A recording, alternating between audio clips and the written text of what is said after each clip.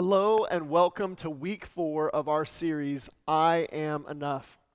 I'm Pastor Kyle, and we are so glad that you've joined us in our journey through the 7 I Am statements of Jesus Christ that are recorded in the Gospel of John. Today we want to focus specifically on Jesus' statement when he says, I am the door. As I thought about this statement, it reminded me of some ritual that I have every night before I go to bed. Maybe you do the same thing. I go around to each door in my house and I make sure that it's locked. And I make sure that the house is safe and secure and that everything is locked up and the way it should be. I remember the very first house that I owned.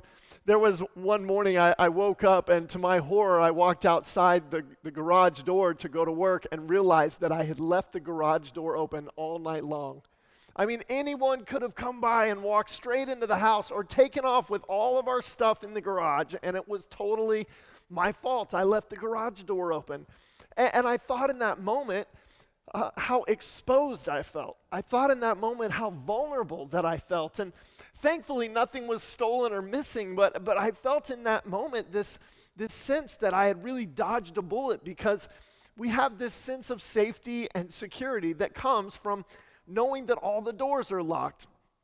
I don't know about you, but I have trouble even thinking about getting one of those digital things that locks all your doors for you because I want to make sure they're locked myself. That's part of how I sleep good at night, right? Is knowing that the bad guys are on the outside and we're on the inside and everything is safe. There's something about being inside and having everything secured that makes you have a sense of comfort and a sense of peace. Jesus' statement, I am the door, is a reference back to shepherds and sheep. It's really a reference and a picture of the shepherds every day would take the sheep out to pasture to graze, and in the evening time they would come back to the fold where they would have safety and protection during the night. And as each sheep was coming into the fold, the shepherd was known to stand and to call them by name and to comfort them and to inspect and examine each one of the sheep to make sure that they didn't have any injuries or thorns in their feet, things of that nature. And the shepherd would tend to them and care for them, pouring oil on any of their wounds. That's where we get the famous phrase from the 23rd Psalm, He anoints my head with oil, my cup overflows. It's this picture of the good shepherd caring for the sheep. And so every night, all of the sheep would be gathered back into the pen, and after the last one of the sheep were there safely in the fold, the shepherd himself would lay down in the doorway. The shepherd would lay in the doorway. It was the last barrier. It was like locking the door before bed at night. It was a symbol that said to the sheep, you're protected, you're safe, you're stuck inside the pen where you can't wander away as sheep are known to do. You can't get into trouble. And more than that, anything from the outside that would want to come in and harm the sheep, a lion, a wolf, a bear that would come and be looking to take one of the sheep, would have to come through the shepherd first before they could get to the sheep. The shepherd was there to protect them, to act as that physical door, that barrier between the flock and between the outside world of danger. Now, as we dig into this a little bit this week, we want to look back in the Old Testament, as we've been doing each week, into a passage where God himself is revealed as this door in Scripture. And so before we get into Exodus chapter 14, I want to give you a little context to set the stage. In this passage, God has raised up his servant Moses to lead his people out of captivity and bondage in the nation of Israel, where they had been slaves in Egypt for 400 years. And God sent Moses to bring them out, and it's this amazing story where God brings 10 different plagues to eventually cause the Pharaoh of Egypt to let God's people go into freedom. And so finally, after the 10th plague, the Pharaoh says, leave, I don't want to see you anymore, and he sends them away. And so the people of God are finally free, and God is going to lead them to the promised land. And they're just barely outside of Egypt when suddenly Pharaoh begins to think to himself, all of those slaves have built much of my kingdom. I don't want to let all those workers go. Who's going to do all the hard manual labor in building my kingdom? And so, because of that, the Pharaoh decided in his anger that he would run after the people of God to pursue them and to capture them and bring them back again as slaves in Egypt. And here the people of God have just been given their freedom. They're wandering in the wilderness, and they've come to a barrier, a natural barrier, the Red Sea. And the people of God are kind of camped there waiting, and suddenly they recognize that Pharaoh and his army are pursuing them. And that's where we pick up the story in Exodus chapter 14. I hope you'll follow along. This is Exodus 14, starting in verse 10. It says, "When Pharaoh drew near, the people of Israel lifted up their eyes, and behold, the Egyptians were marching after them, and they feared greatly. And the people of Israel cried out to the Lord, and they said to Moses, 'Is it because there are no graves in Egypt that you have taken us away to die in the wilderness? What have you done to us, bringing us out of Egypt? Is this not what we said to you in Egypt? Leave us alone, that we may serve the Egyptians. For it would have been better for us to serve the Egyptians than to die in the wilderness.'" You could preach a whole message there about contentment and about the fact that they were feeling better off as slaves in Egypt rather than the freedom that God had for them. But listen to what Moses says here to the people. In verse 13, Moses says, "Fear not, stand firm, and see the salvation of the Lord, which he will work for you today. For the Egyptians whom you see today, you shall never see again. The Lord will fight for you, and you have only to be silent." Isn't that an amazing statement? The Lord will fight for you, and you only have to be silent. So here the people of God, they're backed up. There's no way of escape. Here's the army of Pharaoh coming after them to either destroy them or take them back into slavery and captivity. But Moses says, just trust God. He's got this. The people are afraid. They want to go back to Egypt. They wish they had never left. But Moses says, let the Lord fight for you. Now let's pick up the story in verse 21. It says, "Then Moses stretched out his hand over the sea. And the Lord drove back the sea by a strong east wind all night and made the sea dry land, and the waters were divided.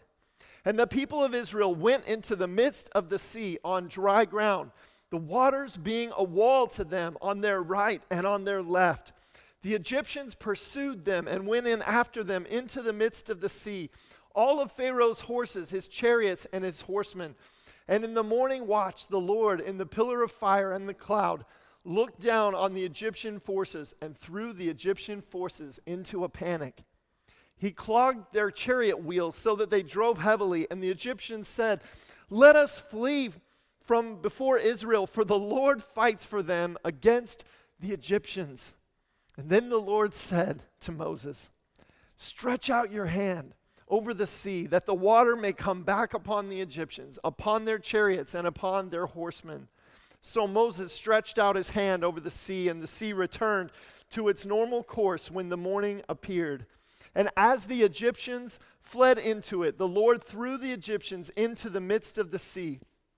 The waters returned and covered the chariots and the horsemen.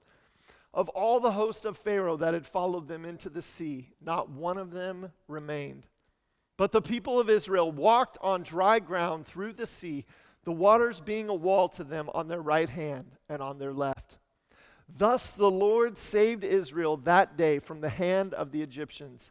And Israel saw the Egyptians dead on the seashore. Israel saw the great power that the Lord had used against the Egyptians. So the people feared the Lord, and they believed in the Lord and in his servant Moses."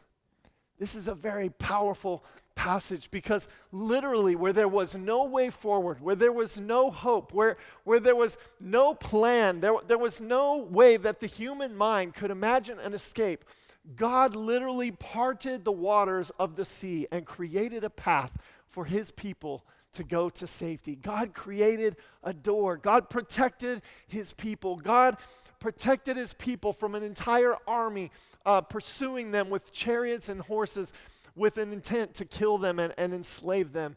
And God made a way and protected them. It's such an amazing example of God as the door, literally. And here's the thing. You and I may not be faced today with a situation like the Israelites, where there's an army pursuing us. But the reality is, every one of us faces difficult situations in our lives. Maybe you're facing one even today. Maybe you've lost a loved one. Maybe you're going through financial struggles, or you've lost your job. Maybe you're dealing with health crisis. Maybe there's a relationship challenge in your marriage or in a friendship that has really got you down. And maybe from your perspective, there's no way forward. Maybe from your perspective, you feel vulnerable, you feel weak, you feel inadequate as to how to move forward. And I want you to know today that there's a reason Jesus promised to us that he would be the door. Just as when I go to bed at night, I lock the physical doors to my house, Jesus wants to be the door that gives us comfort and safety and protection in our lives. And I hope this gives you hope and encouragement this week, but I want you to know that there is nothing that can come into your life that does not have to pass through the door of Jesus Christ first. That's right, you are protected. God is sovereign over your life. There is nothing that can come against you without God being there in the midst of your life. Now, I want to be clear, that doesn't mean that following Jesus means all your problems go away and you never have any trials or problems or issues. That's not life. That's not the reality of it. We live in a sinful, broken world, and we have to deal with a lot of these things in our lives. But here's the promise of Jesus that I want to leave you with. Number one, I want to let you know that Jesus is with us. He's promised. Hebrews 13:5, one of my favorite scriptures. Jesus says, "Be content with what you have, for I will never leave you or forsake you." Isn't that an amazing promise? Jesus is the door. He's there. He's present. He's watching over. He's protecting us. And even when difficult things come, he is with us. And number two, he has a purpose. He has a plan. I love the promise of Romans chapter 8 and verse 28, where Paul says that all things work together for the good of those who love him and are called according to his purposes. That's such an amazing promise, because we know that even when we go through difficult situations, God sometimes isn't there to bring about some miraculous deliverance, but he is there as the door. He's always present, and he always has a purpose and a plan for everything that comes through that door. So today, whatever you're facing, I want you to know that you can trust in Jesus. He is the door. I want you to rest in that. I want you to take comfort in that. Just as at night when you lock and deadbolt your door and then you go lay down in your bed without a second fear or without another thought, I want you today to put your faith and trust in the one who has promised, "I am the door."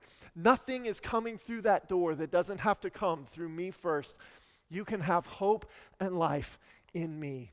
I hope this has been an encouragement to you and a reminder to trust in Jesus as the door. I hope you'll take some time with your small group now to discuss and to interact over this truth that Jesus is the door and we can trust in him.